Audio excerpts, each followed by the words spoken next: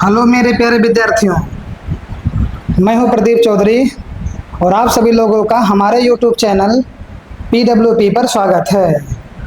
आज हम लोग अपने इस लेक्चर में देखेंगे कि जो प्रतिबिंब को बनाने का नियम होता है वह क्या है, और उसी के साथ ही साथ में उत्तल और अवतल दर्पण के द्वारा जो भी प्रतिबिंब बनाए जाते हैं, बनते हैं, वो किस प्रकार से बनते हैं।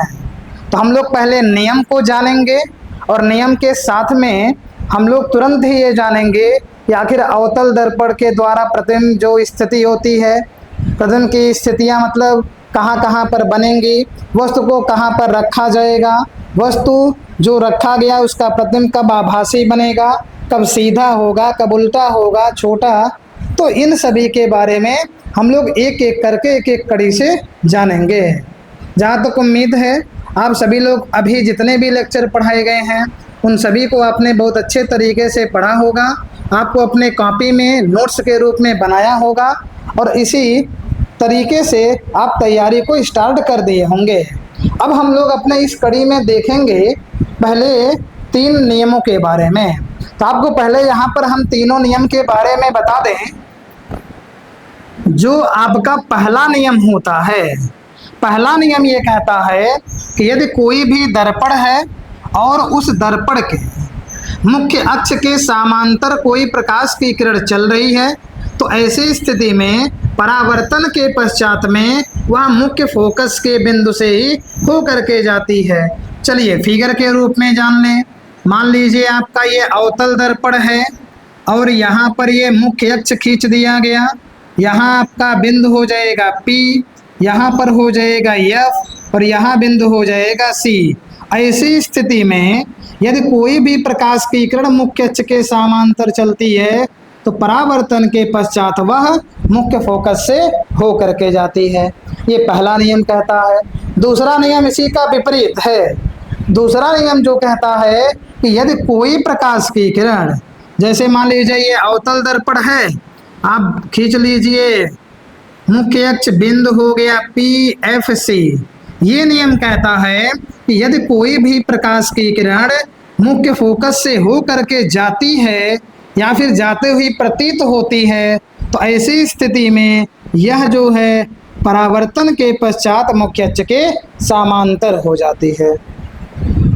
तीसरा नियम कहता है इनका कि कोई भी प्रकाश की किरण यदि जाएगा वक्रता केंद्र से, वक्रता केंद्र से होकर के कोई भी प्रकाश की किरण से जाएगा तो परावर्तन के पश्चात यह उसी ही मार्ग पर वापस लौट आता है। तो ये आपके लिए 3 नियम जानने बहुत जरूरी हैं, जिससे अवतल दर्पण के द्वारा और उत्तल दर्पण के द्वारा किस प्रकार से प्रतिबिंब बनते हैं उसकी जानकारी आपको अच्छे प्रकार से हो जाएगी। चलिए अभी तो आपको ऐसे रेंडमली हमने बता दिया है कि आपके दिमाग में एक कॉन्सेप्ट बन जाए कि कोई भी प्रकाश की किरण यदि मुख्य अक्ष के समांतर चलती है तो जब वह मुख्य अक्ष के समांतर चलेगी तो ऐसी स्थिति में परावर्तन के बाद में मुख्य फोकस से हो करके जाएगी। दूसरे नियम में बता दिया गया कि जब कोई प्रकाश की किरण फोकस से हो करके जाती है तो परावर्तन के बाद मुख्य अक्ष के समांतर हो जाती है। तीसरे नियम में बताया गया कि जब कोई प्रकाश की किरण वक्रता केंद्र से हो करके जाती है तो परावर्तन के बाद में वह उसी ही मार्ग पर वापस लौट जाती है। ये आपके तीनों नियम होंगे। यहाँ हेडिंग पहले डालेंगे और तीनों नियमों को लिखते चलेंगे। गोलीय दर्पणों द्वारा, हेडिंग आपका होगा गोलीय दर्पणों द्वारा बनने वाले प्रतिबिंबों, बनने वाले प्रतिबिंबों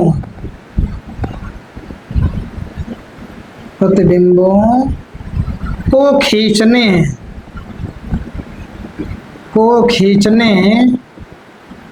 का नियम। मतलब है कि जो भी आपके पास में दर्पण है उसके द्वारा जो प्रतिबिंब बनेंगे वह किस प्रकार से जो है इस किरण आरेख द्वारा दर्शाए जाएंगे, इसी को खींचने का नियम आपको जानना है। आपको हमने बता दिया तो यहाँ पहले ये लिख लें इसके 3 नियम हैं, इसके 3 नियम हैं। चलिए, इसके 3 नियम हैं। इसके 3 नियमों में आपको यहाँ हेडिंग डालना है प्रथम नियम, या पहला नियम आप लिख सकते हैं, पहला नियम। पहले नियम में आपको यहाँ पर हमने समझा दिया है कि यदि कोई भी प्रकाश की किरण मुख्य अक्ष के समांतर चलती है तो परावर्तन के पश्चात वह मुख्य फोकस से होकर जाती है। एक शब्द और आप जान लीजिए, प्रतीत शब्द जो है, अभी हमने फिगर केवल ये अवतल का बनाया है, आपको उत्तल का भी अभी साथ में बना करके जो है दिखाते चलेंगे किस प्रकार से होगा। चलिए, नियम को हम लोग लिखते चलें और नियम को लिखने के साथ साथ उसके फिगर को भी बनाते चलें। पहला नियम इसका कहता है कि यदि, या फिर सीधे आप कहिए, मुख्य अक्ष के समांतर, मुख्य अक्ष के समांतर, मुख्य अक्ष के समांतर चलने वाली प्रकाश की किरण, चलने वाली प्रकाश की किरणें, चलिए किरणें कर दीजिए, क्योंकि एक किरणें नहीं कई किरणें भी चल सकती हैं। प्रकाश की किरणें परावर्तन के पश्चात, परावर्तन के पश्चात मुख्य फोकस, मुख्य फोकस से जाती हैं अथवा आती हुई प्रतीत होती है, आती हुई प्रतीत होती है। चलिए, तो यहाँ पर एक बार फोकस से जाती है या फिर आती हुई प्रतीत होती है। जो ये प्रतीत शब्द यहाँ पर दिखाई दिया गया है वह उत्तल दर्पण से संबंध रखता है, और जिसमें वास्तव में जाती है वह जो है आपका अवतल दर्पण को बताता है। चलिए, तो फिगर को बनाते चलें। फिगर हालांकि आपको एक बार बनाए थे, आप दोबारा बनाइए। एक आप अवतल दर्पण को बना लीजिए पहले। अवतल दर्पण बनाने के बाद आप एक मुख्य अक्ष को खींचिए। फिगर ऐसे ही बनाया जाएगा जैसे बनाया जा रहा क्रम से।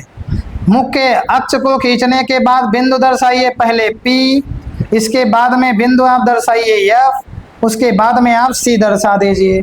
नियम देख करके चलिए कि प्रकाश की किरण जो है यह मुख्य अक्ष के समांतर चल रही है, और मुख्य अक्ष के जब समांतर चलेगी तो परावर्तन के बाद में यह मुख्य फोकस से होकर जाएगी। यदि बात किया जाए उत्तल दर्पण का, तो यहाँ पर आप देखेंगे इसकी कलई अंदर की जाएगी, मुख्य अक्ष खींच दिया गया, यहाँ पर आपका ध्रुव आएगा।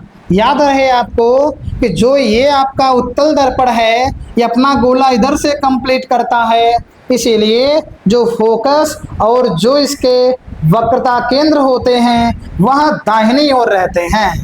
तो ये P हो जाएगा, इसके बाद में आपको मिलेगा F और उसके बाद में मिलेगा C।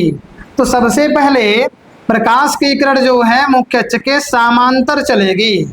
जब समांतर चलेगी तो यहाँ टकराने के बाद अंदर तो जाएगा नहीं, क्योंकि यहाँ पर पॉलिश कर दिया गया है। तो जब पॉलिश किया गया है तो टकरा करके इधर ही ये रह जाएगा, और ये इस फोकस से आता हुआ दिखाई देगा। ये फोकस से आता हुआ दिखाई दे रहा है। तो ये आपका उत्तल के लिए फिगर हो गया। चलिए, इसके बाद आपको जानना है दूसरा नियम। पहला नियम हो गया, दूसरा नियम अभी बाद में आप लोग इसका स्क्रीनशॉट लीजिएगा, पहले आपको समझना है। दूसरे नियम में आपको बताए थे कि कोई भी प्रकाश की किरण यदि मुख्य फोकस से होकर जाती है अथवा जाती हुई प्रतीत होती है तो परावर्तन के पश्चात में वह मुख्य अक्ष के समांतर हो जाएगी। चलिए, तो इसको हम लोग लिखेंगे दूसरे नियम में कि मुख्य फोकस से, मुख्य फोकस से होकर, मुख्य फोकस से होकर जाने वाली अथवा मुख्य फोकस की ओर अथवा मुख्य फोकस की ओर आती प्रतीत होने वाली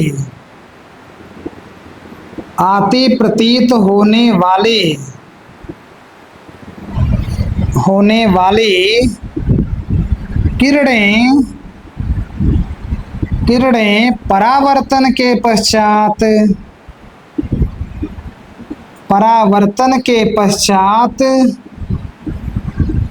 मुख्य अक्ष के समांतर हो जाती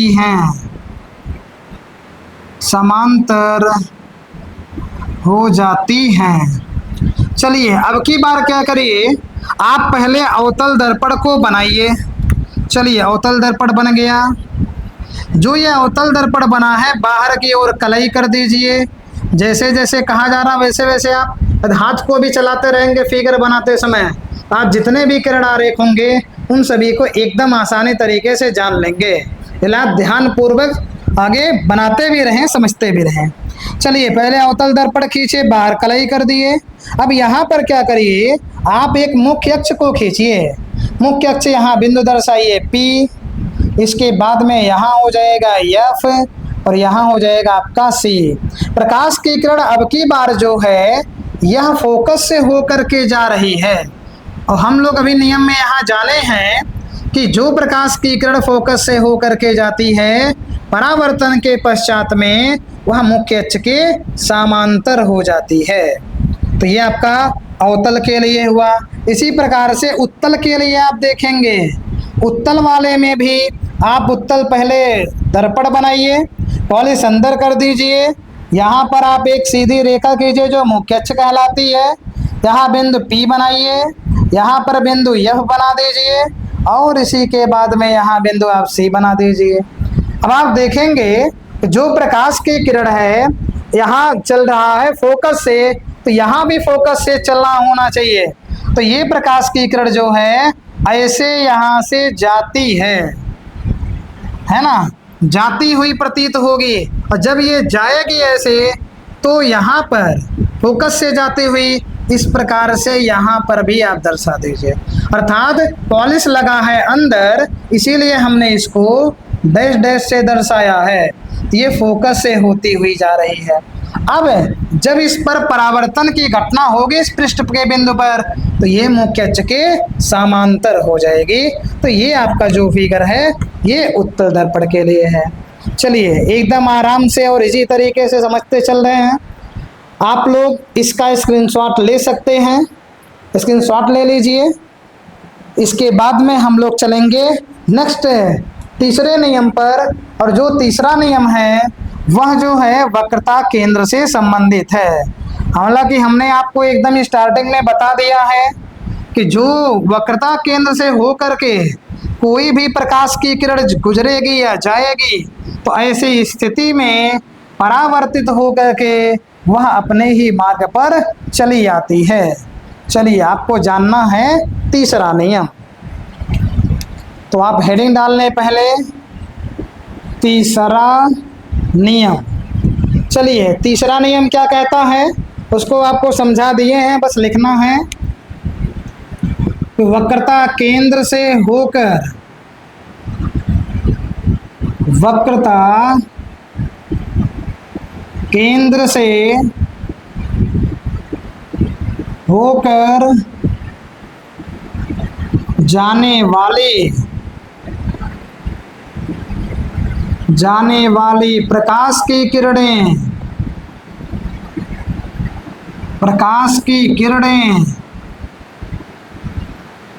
परावर्तन के पश्चात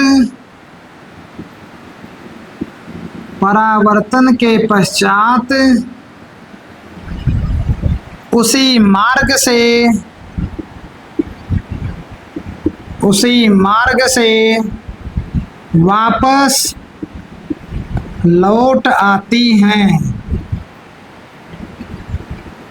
लौट आती हैं। चलिए इसका फिगर आप बना लीजिए। पहले आप बनाइए अवतल दर्पण के लिए। तो अवतल दर्पण के लिए आप अवतल दर्पण को खींचिए, कलई कर लीजिए बाहर से, मुख्य अक्ष को खींच दीजिए, बिंदु दर्शाइए पी एफ और उसके बाद में सी। कोई भी प्रकाश की किरण सी से होकर के जा रही है, तो यदि यहाँ से ऐसे गई है तो यहाँ जब टकराएगी इस बिंदु पर, तो ये परावर्तित होकर के जिस मार्ग से आई थी उसी मार्ग पर वापस लौट जाएगी।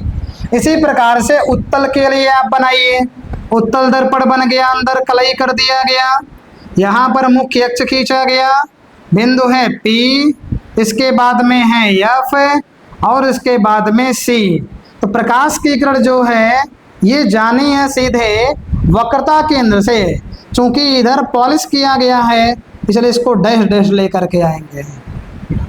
चलिए वक्रता केंद्र से होकर गई, तो जब यहाँ पर टकराएगी वक्रता केंद्र से होकर जाएगी, तो यहाँ जब टकराएगी तो परावर्तित होकर के वहाँ उसी ही मार्ग पर वापस लौट जाती है। तो ये जो आपका फिगर बना है यह उत्तल दर्पण के लिए बना है।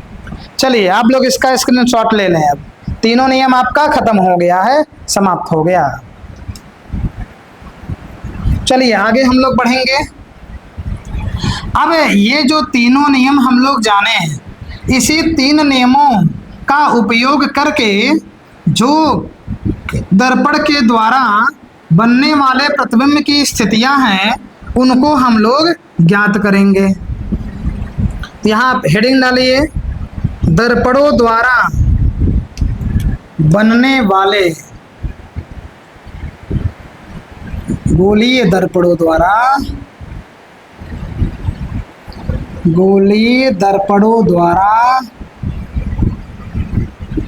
बनने वाले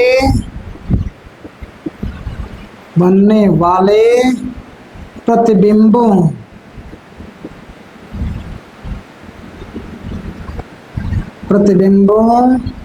की स्थिति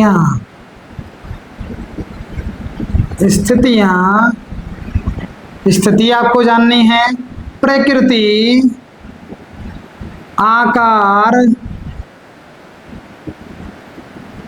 आकार एवं किरण आरेख।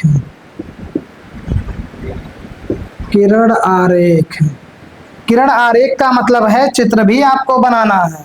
अर्थात गोलीय दर्पण के द्वारा जो भी प्रतिबिंब बनते हैं वो कहाँ पर बने, मतलब किस स्थिति में है, उनकी प्रकृति कैसी है, उनका आकार कैसा है, इन सब चीजों के बारे में भी जानेंगे और साथ ही साथ में उसका हम लोग किरण आरेख भी बनाएंगे। तो ये जो आपका स्थिति है, पहले हम लोग पढ़ेंगे अवतल दर्पण के द्वारा प्रतिबिंब का बनना। चलिए तो इसमें हेडिंग आप डालिए, पहला नंबर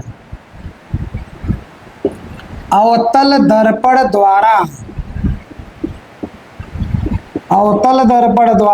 प्रतिबिंब का बनना।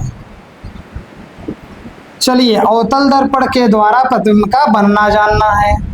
अब आपको हम पहले एक कॉन्सेप्ट क्लियर करा दें जिससे आप लोग ये जान जाएं, अवतल दर्पण के द्वारा जो भी 6 स्थितियां होती हैं उस स्थितियों में वस्तु को कहाँ कहाँ रखते हैं, वस्तु की स्थिति और उसके बाद में उनके प्रतिबिंब की स्थितियां क्या क्या होंगी, अर्थात उनका जो प्रतिबिंब है वह कहाँ कहाँ बन रहा है। तो आप पहली स्थिति में देखेंगे यहाँ पर कि जो है स्थिति अनंत की। तो पहले आप एक ही फिगर में पूरा जान लें कि 6 स्थिति कहाँ कहाँ होगी। तो ये आपका फिगर थोड़ा बड़ा बना रहे हैं जिससे आपको दिख भी जाए अच्छे तरीके से और आप समझ भी जाएं। तो ये आपका जो है ये अवतल दर्पण है। इसके बाद में ये आपका जो है मुख्य अक्ष हो जाएगा।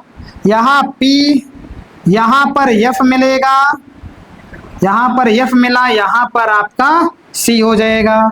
तो सबसे पहले जो वस्तु की स्थिति होगी वह अनंत पर होगी, या हम शॉर्ट में लिख दिए हैं इनफाइनाइट पर। इनफाइनाइट वह स्थान होगा जो मुख्य अक्ष से कुछ दूरी पर स्थित होगा, मतलब ये निश्चित दूरी कुछ पता नहीं रहती है। तो इसीलिए जब भी अनंत वाले स्थान को बनाएंगे मुख्य अक्ष से हम लोग यहाँ थोड़ा सा जगह छोड़ देंगे बीच में, तब जाकर के वस्तु को रखेंगे, वह स्थान हो जाएगा अनंत पर। दूसरी बार में वस्तु को रखना है यहाँ पर, अर्थात शॉर्ट में लिखा जा रहा है अनंत व सी के बीच, ये आपका दूसरी स्थिति हो जाएगा। अभी एक एक की व्याख्या हम लोग कंप्लीटली करेंगे, बस केवल एक कॉन्सेप्ट क्लियरिटी के लिए आपको यहाँ बता दे रहे हैं कि जो अवतल दर्पण के द्वारा वस्तु की स्थिति है 6 प्रकार से कहाँ कहाँ वस्तु को रखेंगे और कहाँ कहाँ प्रतिबिंब उसका बनेगा। तो ये हो जाएगा। तीसरी स्थिति होती है जो कि सी पर रखी जाती है।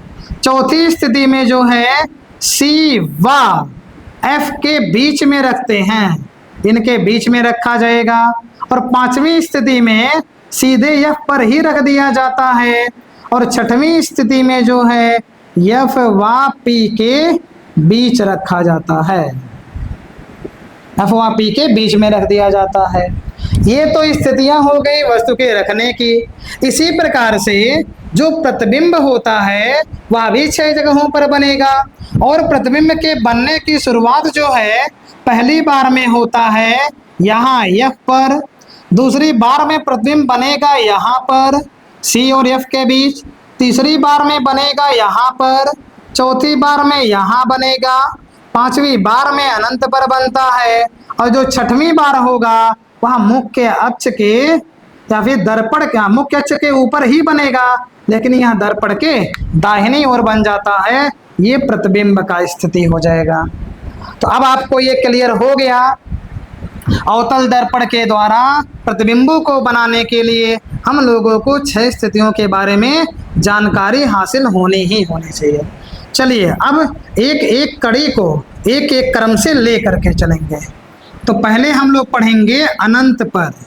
हाँ, थोड़ी सी चीजें और आपको बता दें, जैसे अभी को दर्पण बनाया गया अवतल, कोई भी प्रतिबिंब यदि यहाँ पर ये जो दर्पण है इसके बाईं ओर बन रहा है, दर्पण के बाईं ओर जब बनेगा तो उसके लिए हम लोग यूज करेंगे शब्द वास्तविक का। और यदि कहीं दाईं ओर बन गया तो ऐसी स्थिति में जो प्रतिबिंब होगा वह आभासी हो जाएगा। ठीक इसी प्रकार से यदि आपने बिंदु को देखा है यहाँ एफ और यहाँ सी, तो कोई भी प्रतिबिंब यदि बनेगा सी के नीचे तो यहाँ पर हम लोग कहेंगे बराबर। जब एक कदम इधर चलेंगे अर्थात इनके बीच में यहाँ बनेगा तो कहेंगे छोटा, और जब एफ पर चला जाएगा तो बहुत छोटा, अर्थात बराबर छोटा बहुत छोटा। इसके बाद में बड़ा, यहाँ बड़ा बनने लगेगा, और यहाँ पर जब अनंत पर बनता है फिगर तो ये बहुत बड़ा बन जाता है। और उस साइड में जब बनेगा तो आभासी सीधा तो होगा ही, साथ में वस्तु से बड़ा भी होता है। चलिए अभी इन सब के लिए भी शब्द उपयोग कर लिया जाएगा। तो यहाँ पर आपको हम थोड़ा सा बता दें अलग से नोट पॉइंट के रूप में। नोट पॉइंट का मतलब ये है, यदि आप वास्तविक शब्द यूज करते हैं, वास्तविक शब्द यदि आप यूज करते हैं तो इसका मतलब है दर्पण के बाएं, दर्पण के बाएं कोई प्रतिबिंब बनेगा। ये जो स्थिति बनाए हैं ये इमेज के लिए है। इमेज के लिए हम लोग क्या किस प्रकार से कहेंगे, वास्तव की इमेज जो बना है वह कैसा होगा, वास्तविक हो गया बाएं। इसके बाद में आभासी, जो ये आभासी शब्द है यह यूज किया जाएगा दर्पण के दाएं। इसी प्रकार से दर्पण के दाएं, इसी प्रकार से सीधा, सीधा के लिए हम लोग सीधा शब्द तब उपयोग करेंगे जब जो प्रतिबिंब है मुख्य अक्ष के ऊपर बने, मुख्य अक्ष के ऊपर बन जाए। इसी प्रकार से जब उल्टा प्रतिबिंब बनेगा तो मुख्य अक्ष के नीचे होना चाहिए। इसी प्रकार से जब बराबर होगा तो बराबर का मतलब है सी पर बनना चाहिए प्रतिबिंब।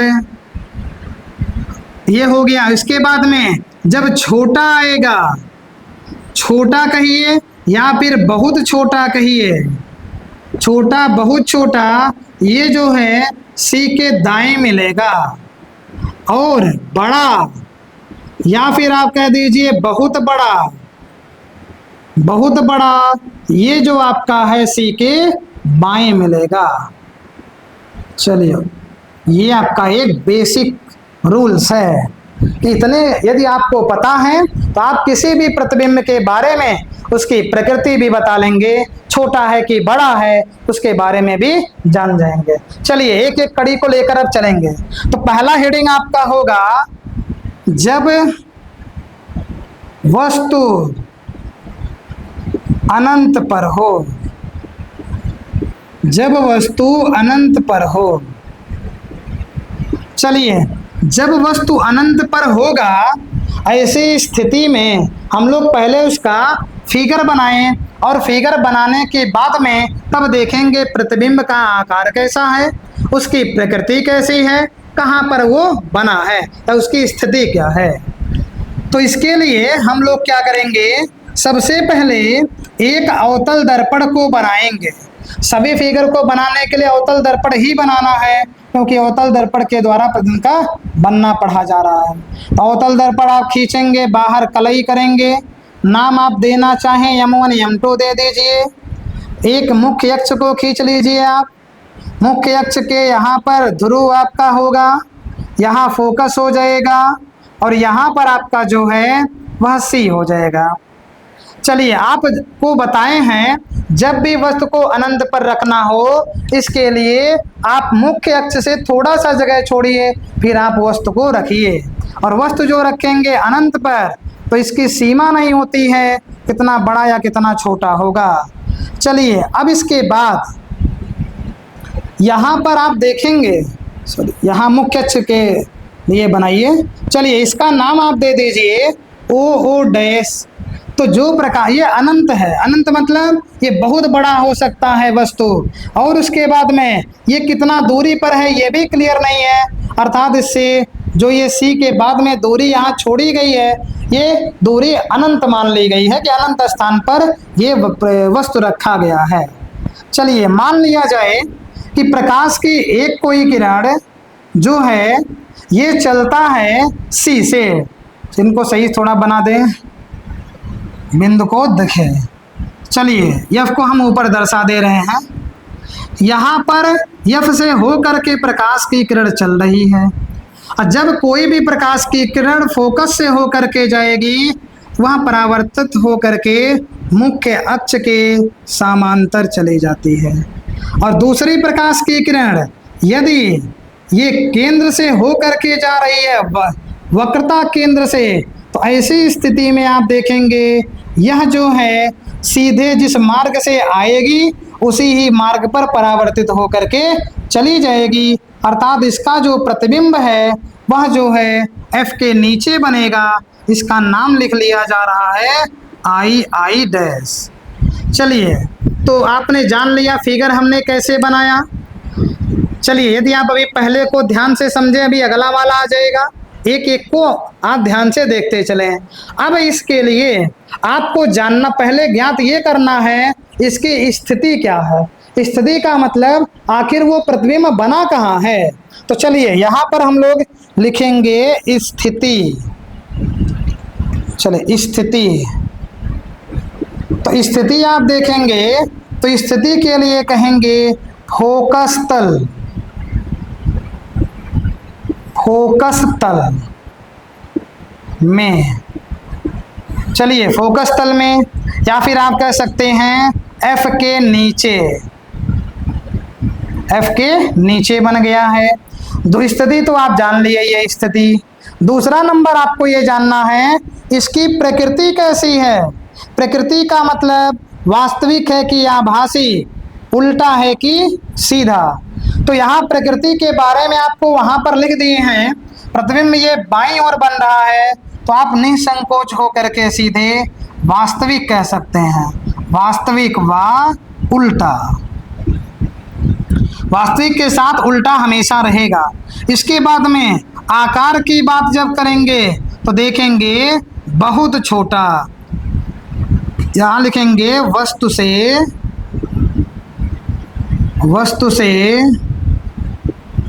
बहुत छोटा। चलिए आपको पहली स्थिति बता दी गई। दूसरी स्थिति जो है, अब हम लोग चलेंगे अनंत और सी के बीच में। तो यहाँ दूसरी आपका हेडिंग हो जाएगा इनफाइनाइट व सी के बीच में। चलिए इनफाइनाइट और सी के बीच में आप वस्तु को रखिए। तो पहले हम लोग फिगर बनाएंगे। फिगर यहाँ पर आप पहले अवतल दर्पण को बनाइए। अवतल दर्पण बन गया। यहाँ पर फोकस को दर्शाइए, ध्रुव को दर्शाइए और उसी के साथ में वक्रता केंद्र सी को भी दर्शाइए। आपको वस्तु कहाँ रखनी है? अनंत और सी के बीच में। अनंत स्थान ये आपका यहाँ होता है, सी आपका यहाँ है, तो हम लोग वस्तु को यहाँ पर रख लेंगे। चलिए वस्तु को रख दिया गया। वस्तु को मान लीजिए ओ डैश। एक प्रकाश की किरण आप मुख्य अक्ष के समांतर लेकर चलिए और समांतर ले चलेंगे तो ये फोकस से होकर जाएगा। दूसरी प्रकाश की किरण आप सी से लेकर चलिए और सी से लेकर चलेंगे तो वह उसी मार्ग पर वापस हो जाएगा। यहाँ आप देख रहे हैं ये दोनों जो परावर्तित किरणें एक दूसरे को काट रही हैं जिस बिंदु पर, उसी ही बिंदु पर या उसी कटान बिंदु पर प्रतिबिंब बनता है। ये आपको क्लियर होना चाहिए कि प्रतिबिंब वहीं पर बनता है जहां पर दो परावर्तित किरणें एक दूसरे को काटती हैं। चलिए आगे बढ़ेंगे। इसकी स्थिति को ज्ञात करने पहले तो यहाँ पर देखेंगे स्थिति। तो स्थिति कहाँ बना है? प्रतिबिंब ये बना है सी व एफ के बीच। सी व एफ के बीच। सी मतलब वक्रता के, एफ मतलब फोकस। स्थिति हो गया। इसके बाद में आप प्रकृति देख लीजिए। प्रकृति इसका क्या होगा? वास्तविक तथा आप यहाँ देखेंगे उल्टा। इसके बाद में आपको आकार के बारे में बताना है।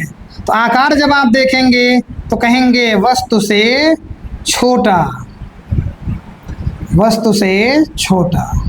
चलिए दो स्थिति हो गया। एक और आपको यहाँ तीसरा बता दें। तीसरी स्थिति है सी पर। जब वस्तु को सी पर रखा जाएगा तो सी पर बनने के लिए सी पर प्रतिबिंब किस प्रकार से बनेगा? पहले उनका किरण आरेख खींचे। तो यहाँ पर आप देख रहे हैं ये अवतल दर्पण बन गया। चलिए फिर से बना दें। अवतल दर्पण बन गया। मुख्य अक्ष को आप खींच लीजिए। यहाँ P हो जाएगा, यहाँ पर F मिलेगा, यहाँ पर आपका C हो जाएगा बिंदु। C पर वस्तु को रखनी है।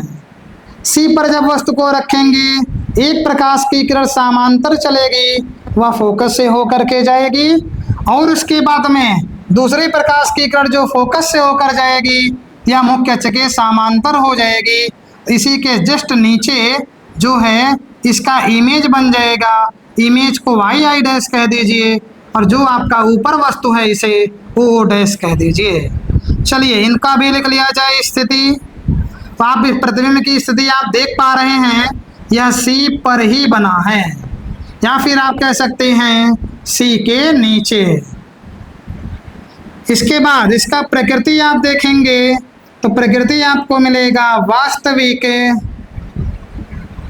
वास्तविक तथा उल्टा। और तीसरी स्थिति में आप देखेंगे आकार के लिए। आकार जो है यह वस्तु के बराबर होता है। चलिए तीन स्थितियां आपको बता दिया गया है। आप लोग इसको भी अपना वही शॉर्ट में बॉक्स बना करके इम्पॉर्टेंट फैक्ट के रूप में लिख लीजिएगा।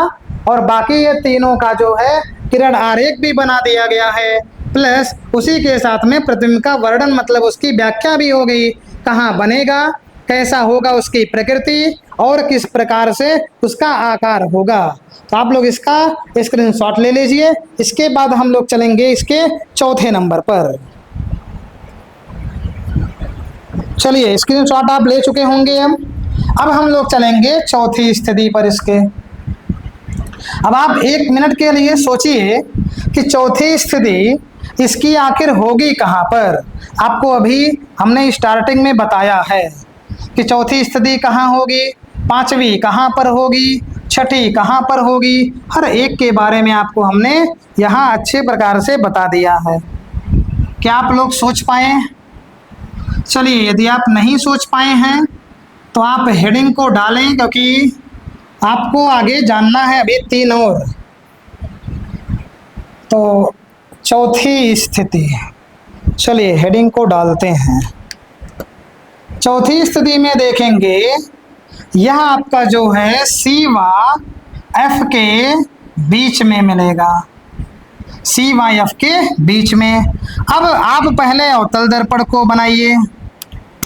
अवतल दर्पण चलिए बन गया, दर्शा दीजिए कि अवतल दर्पण है ये। चलिए अवतल दर्पण हुआ। मुख्य अक्ष को खींच लीजिए, यहाँ पर आएगा पी एफ और यहाँ पर आ जाएगा आपका सी। इनके बीच में आपको रखना है, इनके बीच में आप यहाँ पर एक वस्तु ओ डैश को रख दीजिए। एक प्रकाश की जो किरण है वह समांतर चलेगी और ये जो है मुख्य फोकस से हो करके जाएगी।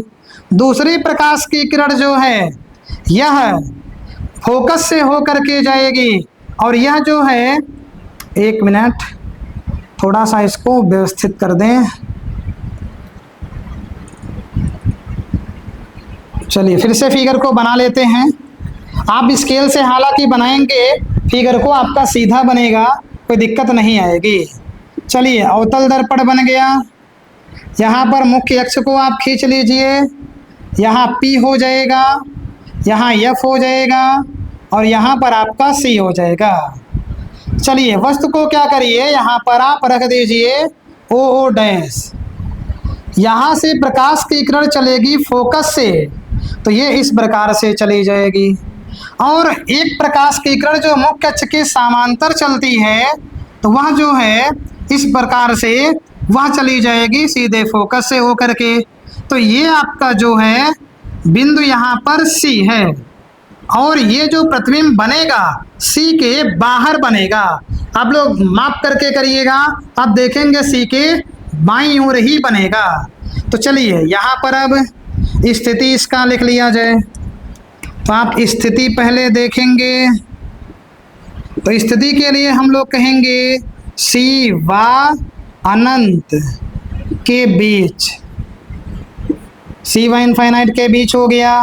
प्रकृति, प्रकृति के लिए आप देखेंगे तो प्रकृति इसकी हो जाएगी वास्तविक, वास्तविक तथा उल्टा। और इसके बाद में आकार आप देखेंगे, आकार जो हो जाएगा वस्तु से बड़ा। चलिए ये आपका जो है चौथा हो गया। 5वें नंबर पर चलेंगे एफ पर। अब आपको वस्तु को कहाँ रखना है, फोकस पर रख करके काम करना है। चलिए इनका भी किरण आरेख पहले हम लोग बनाएंगे। एक अवतल दर्पण, मुख्य अक्ष को खींचिए पी एफ और उसके बाद में सी को दर्शाइए। यहाँ पर आपको क्या करना है, प्रकाश की किरणें यहाँ चलानी है, लेकिन पहले आप वस्तु रखिए। वस्तु आपका हो जाएगा ओ डैश। एक प्रकाश की किरण समांतर चलेगी, तो जो समांतर चलेगी वह फोकस से हो करके चली जाएगी।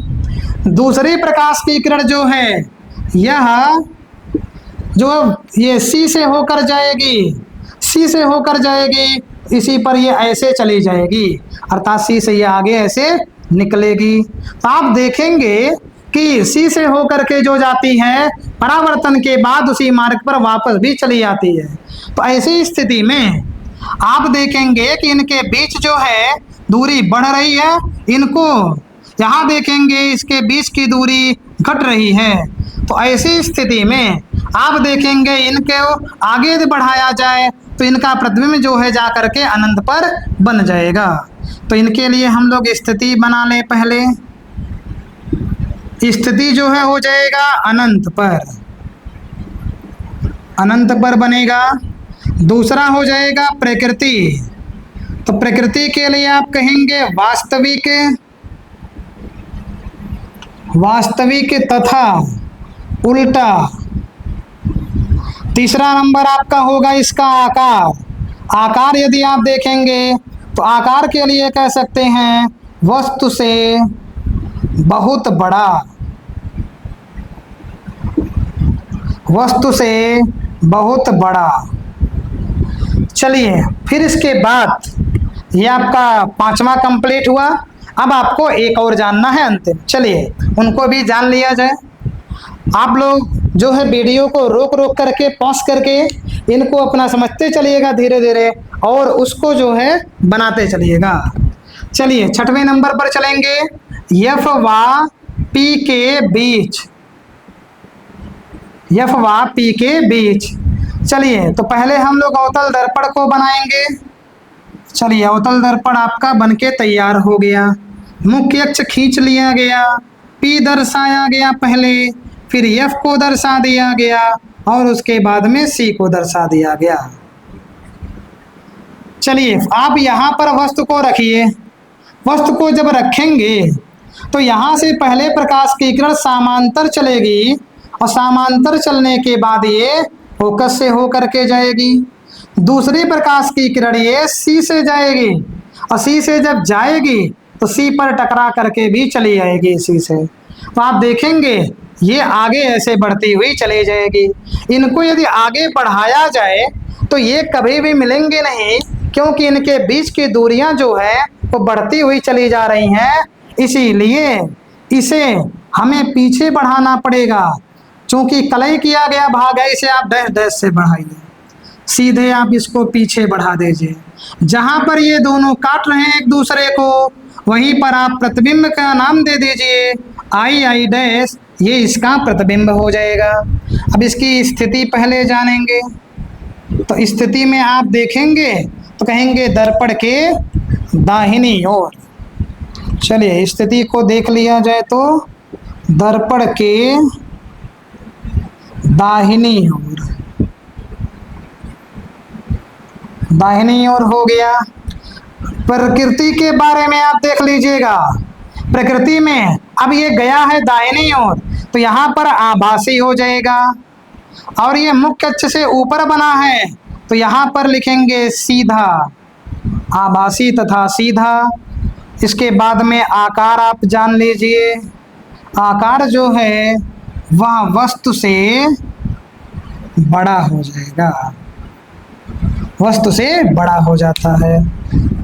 चलिए तो आप लोग इसका अब स्क्रीनशॉट ले लीजिए, एक एक को आराम से एकदम आप वीडियो को बीच बीच में पॉज करके आप देख सकते हैं। तो ये आपका जो है अवतल दर्पण के द्वारा प्रतिबिंब का बनना टॉपिक समाप्त होता है। इसके बाद आपको जानना रहेगा उत्तल दर्पण के द्वारा प्रतिबिंब किस प्रकार से बनेगा। तो चलिए इसको हम इरेज कर देते हैं। आप लोग तब तक हेडिंग डालिए, उत्तल दर्पण के द्वारा प्रतिबिंब का बनना। आपको बता दे जानकारी के लिए, उत्तल दर्पण के द्वारा जो भी प्रतिबिंब बनते हैं वह सदैव आभासी होते हैं और वो हमेशा सीधे भी रहते हैं। चलिए तो आप पहले हेडिंग डाल लें, उसके बाद में आपको बताया जाए। आपका दूसरा नंबर होगा उत्तल दर्पण द्वारा प्रतिबिंब का बनना। तो इसमें उत्तल दर्पण द्वारा प्रतिबिंब के बनने की केवल और केवल दो स्थितियां हैं। एक बार वस्तु को अनंत पर रखा जाएगा और दूसरी बार वस्तु को अनंत और ध्रुव, जो दर्पण का उत्तल दर्पण का ध्रुव होगा उसके बीच में रखेंगे। अब दोनों स्थितियों में रखने पर कैसे उसका किरण आरेख बनेगा, उसकी स्थिति क्या होगी, उसका प्रकृति क्या होगा, उसका आकार क्या होगा, इन सभी की व्याख्या हम लोग आराम से एक एक को अलग अलग से कर लें। चलिए तो पहला हेडिंग आप जानिए कि जब वस्तु अनंत पर हो, अनंत पर हो। चलिए, जब वस्तु अनंत पर हो तो अनंत के लिए पहले हम लोग उत्तल दर्पण को बनाएंगे। चलिए, उत्तल दर्पण एक आपका बन गया। यहाँ पर हम लोग मुख्य अक्ष को खींचेंगे, यहाँ P हो जाएगा, यहाँ F हो जाएगा और इसके बाद में यहाँ बिंदु C मिलेगा। तो आप जब अनंत पर रखेंगे तो यहाँ पर, चलिए इसको थोड़ा दूरी कम कर देते हैं, यहाँ पर हम रख लेते हैं एक वस्तु। चलिए, एक वस्तु रख लिया गया। इसका नाम आप देना चाहे ए बी नाम दे सकते हैं। प्रकाश की किरण हम लोग जब जानते हैं कि मुख्य अक्ष के समांतर जाती है तो यह फोकस से जाती हुई प्रतीत होती है, तो इसको हम लोग इधर लेकर चलेंगे। इसी प्रकार से नीचे से भी यदि आप प्रकाश की किरण को कोई समांतर लेकर चलेंगे तो भी ये फोकस से जाता हुआ प्रतीत होगा, ये इधर चला जाएगा। अब आप देख पा रहे हैं कि जो ये प्रतिबिंब है वह फोकस पर बन रहा है। तो चलिए इनकी स्थिति पहले हम लोग निकालें। स्थिति पे आप देखेंगे तो यहाँ लिखेंगे F पर। F पर आप कहिए, या फिर सीधे कह सकते हैं फोकस पर। चलिए, फोकस पर बन गया। इनकी प्रकृति को आप निकाल लीजिए। प्रकृति देखेंगे किस साइड में है, ये दर्पण के पीछे हो गया, तो यहाँ लिखेंगे दर्पण के पीछे।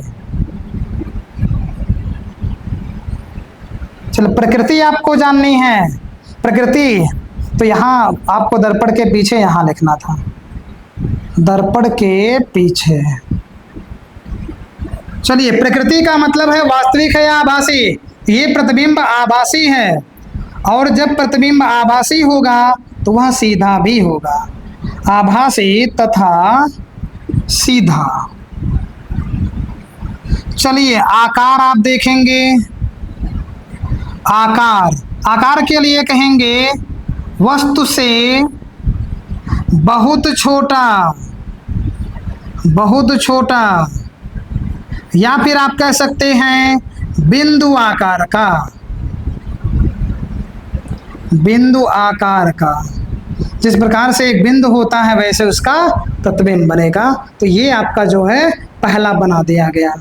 अब आप यहाँ पर देखें तो ये पहली स्थिति थी, जब वस्तु अनंत पर रखी हो तो आप वस्तु को बनाइए। वस्तु जो रखी गई है समांतर प्रकाश के किरणों को लेकर चलिए, फोकस से जाता हुआ आप दिखा दीजिए और उसी फोकस से दोनों जब अब परावर्तित किरणें जाएंगी तो वहीं पर ही उसका प्रतिबिंब बन जाएगा। चलिए, हम लोग दूसरा हेडिंग जान लेते हैं। दूसरी स्थिति, जब वस्तु अनंत व P के बीच में है। चलिए, तो पहले आप फिगर बनाइए। सबसे पहले एक उत्तल दर्पण को खींचिए। चलिए, उत्तल दर्पण खींच लिया गया। इसके बाद में मुख्य अक्ष को खींचिए, यहाँ P हो जाएगा, यहाँ पर आपका मिलेगा F और यहाँ पर मिल जाएगा C। तो यहाँ पर अनंत रहेगा, आप यहाँ पर वस्तु को रख लीजिए। वस्तु का नाम आप दे दीजिए AB। जब ये पहली किरण समांतर चलेगी तो समांतर जब भी चलेगी तो फोकस से जाती हुई प्रतीत होगी।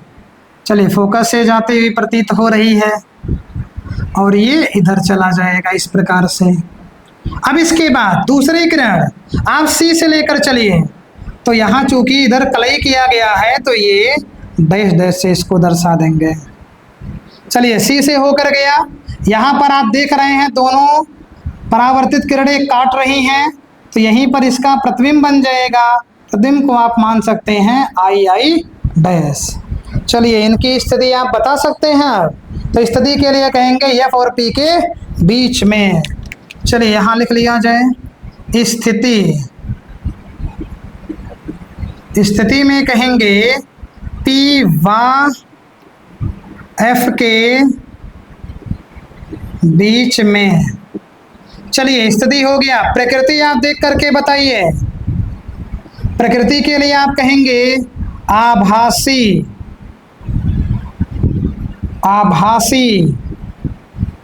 तथा सीधा। और इसी प्रकार से यदि आप आकार के लिए देखेंगे तो आकार जो होगा यह वस्तु से छोटा हो जाएगा। तो ये आपका दो स्थितियां थी जो उत्तल दर्पण के द्वारा प्रतिबिंबों को बनाती हैं। तो आप इसका स्क्रीनशॉट ले लीजिए और इसके बाद हम लोग अभी अवतल दर्पण को या फिर आपको अभी एक बार आसान तरीके से अवतल दर्पण की स्थिति को पूरे भाग पर बना करके बता दे रहे हैं। तो आप इसका पहले स्क्रीनशॉट ले लीजिए।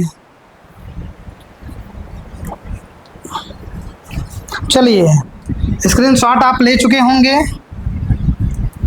अब इसको जो ये उत्तल दर्पण है ये तो बस 2 ही बार आया, लेकिन अवतल को आपने देखा उसकी 6 स्थितियां थी। अब आपको अवतल को एक बार बता दिया जा रहा है शॉर्ट तरीके से।